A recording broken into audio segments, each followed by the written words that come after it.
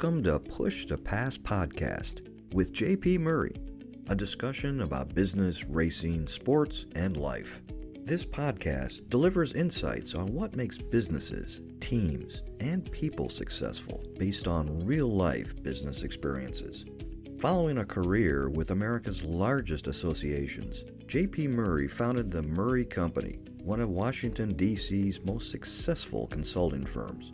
The company was acquired successfully and enabled him to launch JP Murray Racing, a business development and sponsorship agency for auto racing teams. Here is JP. Hello, everybody. Welcome back to the show.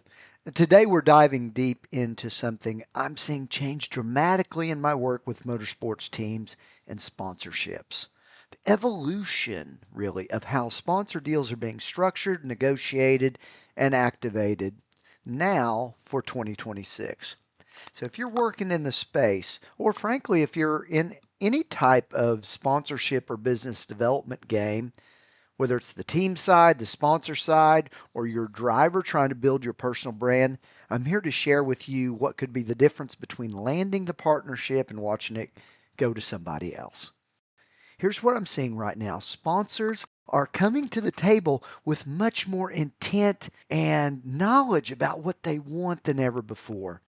They've been reading the information as well that's out there and available, where they used to say, hey, we just want our logo on the car and that's all that they're focused on. Today's marketers have much clearer goals. They have specific dials they want to turn up, they want to turn down. Some want social media reach and engagement. Others are laser focused on the hospitality opportunities or personal appearances with the drivers and the team members. The sponsor knows what they want more than ever. And that makes it critical that you do the things that matter to them with great intention. So my first lesson is you got to really start with that discovery phase. On the outset of any conversation with a potential sponsor, you got to slow them down and learn what they want to accomplish through you. Don't assume that you know. Don't guess. Ask some pointed questions. What are their business objectives for this year? Tell me about the audiences you're trying to reach. Are you launching a new product this year, and is this part of that? Are you expanding into a new market? Are you building brand awareness around a certain demographic or in a particular geographic area that's important to you? The teams and the drivers who are winning with these deals are the ones that are treating this almost like a consulting engagement and less than a transaction or traditional motorsports partnership. I've also learned that we're in a multi-dimensional program.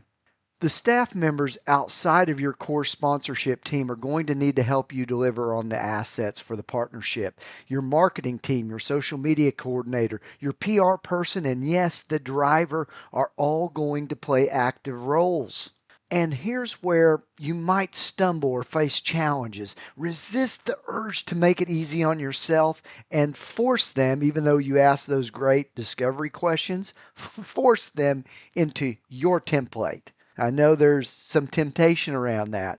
You've got a sponsorship deck. You've put a lot of time in it. You've got sponsorship packages and pricing on your asset sheet that you know by heart. And you want to say, pick one of these and we're going to execute it for you.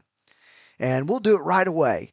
And when you begin to engage this way, your sale of the deal becomes the priority rather than the objectives of the potential partner. It also demonstrates to the prospect that you ask the questions, but you're not listening to the answers.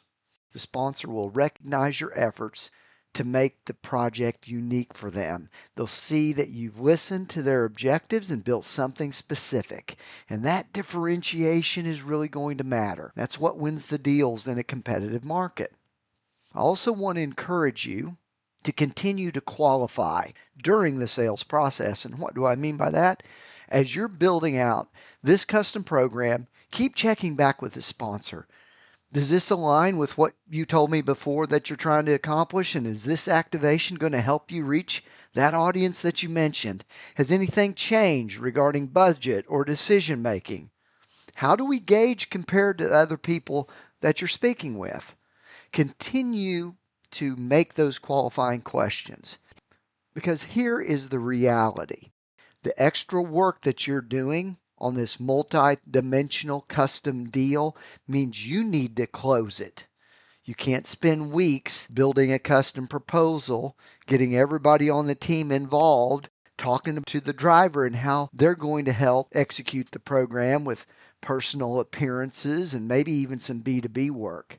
You got to qualify early, you got to qualify often, because making sure you're investing your time in the opportunities that have real potential for you is really important.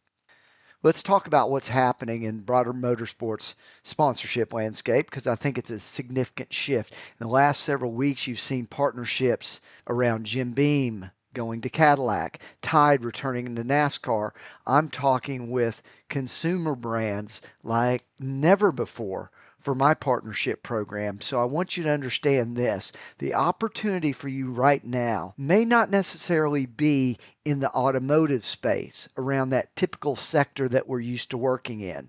The motorsports sponsorship market is projected to reach over $7 billion in the next 5 to 10 years and growing in nearly 7% annually. Much of that growth is coming from non-traditional sectors. Honestly, I don't think it's racing or motorsports that getting them jacked up about the platform. It's the multi-dimensional opportunities that we offer that they like the most. Here's one more thing I want to encourage you to do. Ask for multi-year programs. Here's why. You never know. The sponsor might be planning for a single year, but they're genuinely excited about the fit, and they may have the authority or flexibility to extend it, and there's no downside to asking. Moreover, asking for a multi-year commitment demonstrates that you're thinking about a long-term deal, not just a transaction. Shows you believe in the value you're providing and you want to build something substantial together. So you might as well ask. So let me bring it all together. The sponsorship landscape in motorsports is different. In some ways, it's more sophisticated. It's becoming much more consultative than it was when I started sponsoring cars. If you're a driver, recognize that you're a crucial part of the activation strategy. Your availability, your social media presence, and your ability to authentically represent a brand is valuable. Treat those opportunities professionally. I think some social media stars would not be racing without their reach. And you know what? That's fair. You're a business solution to the sponsor. Can you believe that's where motorsports is today? It's very exciting. So as we wrap up, I hope you follow this channel. I hope you follow my podcast. And man, I got a tip for you. Watch what's getting ready to happen with announcements regarding Taylor Reimer, Santino Ferrucci, AJ Foyt Racing over the coming weeks. It's going to be unbelievable, my friends. I'm pulling for you. Thanks for listening today, and we'll talk again next week on the Push to Pass podcast.